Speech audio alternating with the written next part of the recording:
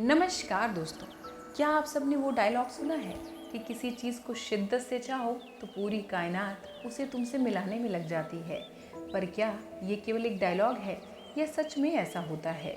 दोस्तों, ये सच है। भगवान ने हम मनुष्यों को ऐसी ताकत दी है जिससे हम सब कुछ भी पा सकते हैं। मनुष्य के लिए कुछ भी हासिल कर पाना असंभव नहीं है। न्यूटन, आइंस्टाइन, रामानुजाचार्य, आर्यभट्ट आदि वैज्ञानिक भी इस शक्ति का उपयोग कर चुके हैं।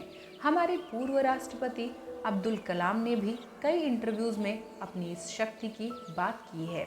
दोस्तों, क्या है ये शक्ति? आइए जानते हैं। ये है हमारा अवचेतन मन यानी सबकॉन्शियस माइंड। हमारे दिमाग का वह भाग जो चौबीसों घंटे काम करता है।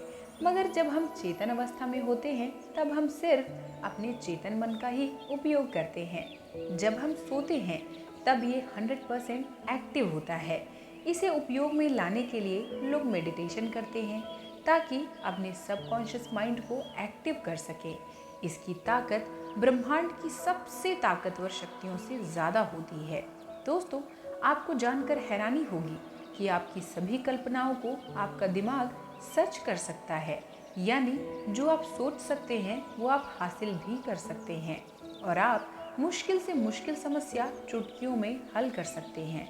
जैसा आप सोचते हैं आपका दिमाग वही ऊर्जा ब्रह्मांड में भेजता है और उसी आवृत्ति की ऊर्जा ब्रह्मांड आपको वापस लौटाता है।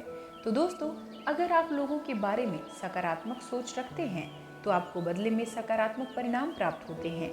आप जो भी कल्पना करते हैं आपका अवचेतन मन उसे सच मान लेता है और वो सब कुछ सच हो जाता है।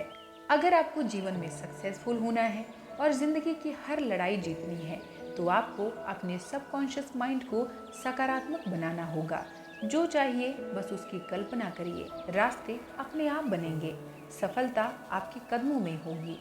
दोस्तों, जिंदगी में सफलता पाने के लिए थोड़ा जोखिम उठाना पड़ता है। ऊपर जाने के लिए नीचे की सीढ़ी से पैर हटाना ही पड़ता है। दोस्तों, आज मैं आपको एक ऐसे स्टूडेंट के बारे में बताने जा रही हूँ जिसने अपने माँ बाप के सपने को पूरा करने के लिए खुद को पढ़ाई में झोंक दिया। इनके पिता बहुत ही गरीब किसान थे, लेकिन फिर भी अपने बेटे की पढ़ाई में कोई कमी नहीं आने दिया, क्योंकि खेती बाड़ी करके घर चलाना कितना मुश्किल होता है ये तो एक किसान ही समझ सकता है। और ये सारी चीज़ें इनका बेटा भी समझ रहा था और ग्रेजुएशन कंप्लीट होने के बाद से ही इसने यूपीएससी क्रैक करने का सोचा। और फिर इसने अपने पिताजी से कहा कि पापा, मुझे आईएएस बनना है और इसकी तैयारी के लिए मुझे दिल्ली जाना होगा। प्लीज़ आप मुझे दिल्ली भेज दीजिए ना, मैं बहुत मेहनत करूँगा और आईएएस बन के ही लौटूंगा। तो दोस्तों, इसके पिताजी ने थोड़ा सा भी नहीं सोचा कि दिल्ली का खर्च कैसे मैनेज होगा। उन्हें अपने बेटे पर पूरा भरोसा था और उन्होंने अपने बेटे को तुरंत ही दिल्ली भेजने की तैयारी शुरू कर दी।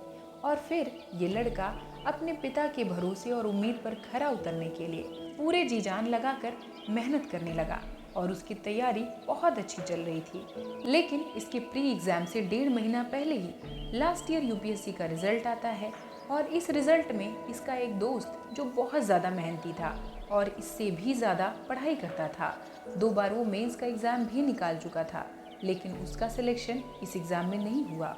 तो दोस्तों, ये लड़का अपने दोस्त के उस रिज़ल्ट को देखकर बहुत घबरा गया और सोचने लगा कि जब मेरा दोस्त जो मुझसे भी ज़्यादा मेहनत करता है उसका रिज़ल्ट नहीं हुआ तो मेरा कैसे होगा। इसे कुछ भी समझ में नहीं आ रहा था कि आखिर मैं तैयारी कैसे करूं। लेकिन फिर इसने खुद को संभाला और अपने कंटेंट पर भरोसा करके उसने तैयारी को शुरू कर दिया और पहले से दुगनी मेहनत करने लगा। दोस्तों, इसका नतीजा हुआ कि ये अपने पहले प्रयास में ही प्री एग्ज़ाम को क्वालिफाई कर गया और प्री एग्ज़ाम क्वालिफाई करने के बाद इसका कॉन्फिडेंस लेवल बहुत हाई हो गया था और ये लड़का यूपीएससी के मेंस के एग्ज़ाम की तैयारी करने लगा। दोस्तों, सब कुछ अच्छा ही चल रहा था, लेकिन वो कहते हैं ना कि जब किसी स्टूडेंट की लाइफ में संघर्ष आना शुरू होता है तो वो इतना ज़्यादा आने लगता है कि स्टूडेंट को रुला करके रख देता है। मेंस एग्ज़ाम में केवल 28 दिन बचे थे, तभी इसे डेंगू हो जाता है और यही वो मोमेंट होता है जिसे स्टूडेंट अपनी तैयारी को नेक्स्ट लेवल में लेकर जाता है और यहीं पर इसे डेंगू हो गया। लेकिन फिर भी इसने अपने पिताजी को नहीं बताया ताकि पिताजी इसे घर ना बुला लें। इसने अपने पिता को तो नहीं बताया, लेकिन अपने एक भाई को जो कि आर्मी में जॉब करते थे उन्हें बताया और कहा कि भैया मुझे डेंगू हो गया है, लेकिन आप इस बारे में पिताजी को कुछ मत बताना। लेकिन दोस्तों, भाई का प्यार इतना ज़्यादा था कि उसे नहीं रहा गया। उसने पिता को बता दिया कि भाई को डेंगू हो गया है, और जैसे ही पिता को पता चला उन्होंने तुरंत ही अपने बच्चे को घर बुला लिया और तुरंत उसे नासिक के एक हॉस्पिटल में भर्ती करा दिया, क्योंकि एक पिता के लिए अपने बेटे की हेल्थ ही सब कुछ होती है। दोस्तों, ये लड़का बिल्कुल टूट गया और वहीं हॉस्पिटल में रोने लगा और अपने पिता से कहने लगा कि पापा, ये सब मेरे साथ क्यों हो रहा है? अब मैं कैसे तैयारी करूं?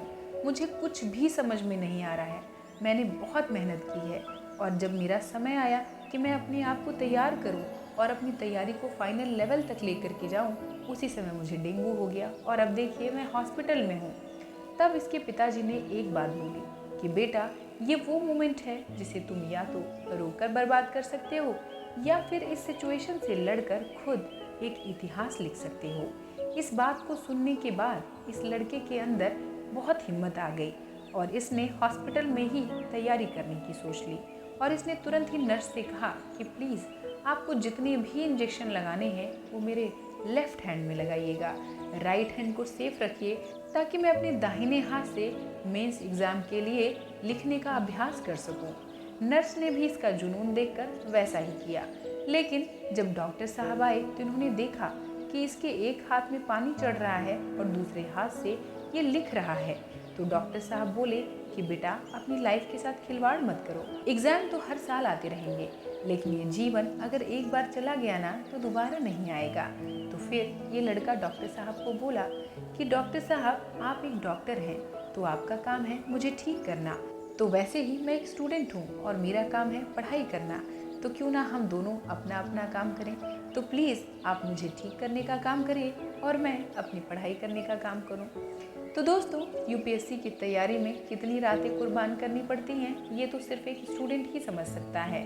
और ये लड़का अपनी मेहनत को व्यर्थ नहीं जाने देना चाहता था, इसलिए उसने हॉस्पिटल में ही तैयारी करना शुरू कर दिया और इसके 14 दिन लगातार हॉस्पिटल में ही तैयारी की और उसके बाद फिर से दिल्ली अपने रूम में चला गया और रूम में जाकर बहुत रोया और अपने दोस्तों से कहने लगा कि भाई, अब मेरे पास केवल 14 दिन बचे हैं। हॉस्पिटल में पढ़ाई तो की, लेकिन रूम के जैसी पढ़ाई नहीं हो पाती थी।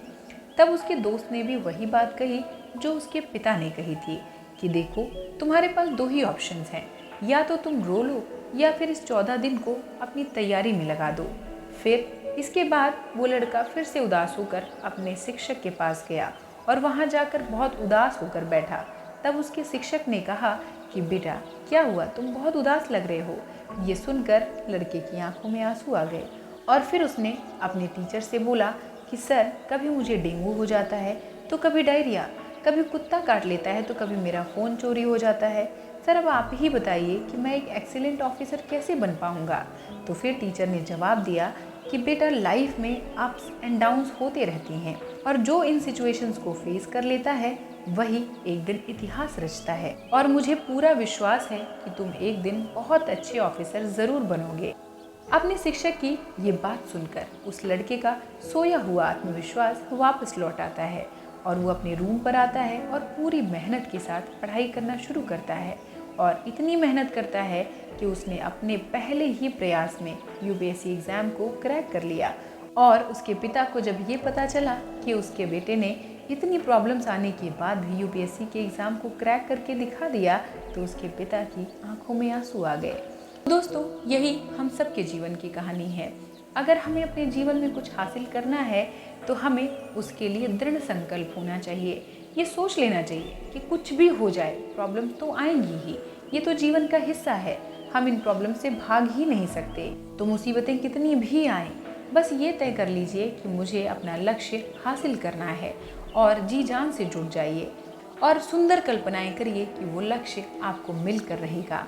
दोस्तों, अगर आपकी कल्पनाएं और आपकी मेहनत दोनों एक साथ मिल जाएंगी तो आपके सपनों को सच होने से कोई नहीं रोक सकता, जैसा कि उस लड़के के सपने सच हुए। तो दोस्तों, आशा है ये वीडियो आपको पसंद आया होगा। तो मिलते हैं किसी और वीडियो में किसी और टॉपिक के साथ। वीडियो पसंद आया हो तो इसे एक लाइक करके चैनल को सब्सक्राइब कर लें और जुड़ जाएं हमारे साथ। यहाँ तक सुनने के लिए आपका बहुत बहुत धन्यवाद। नमस्कार।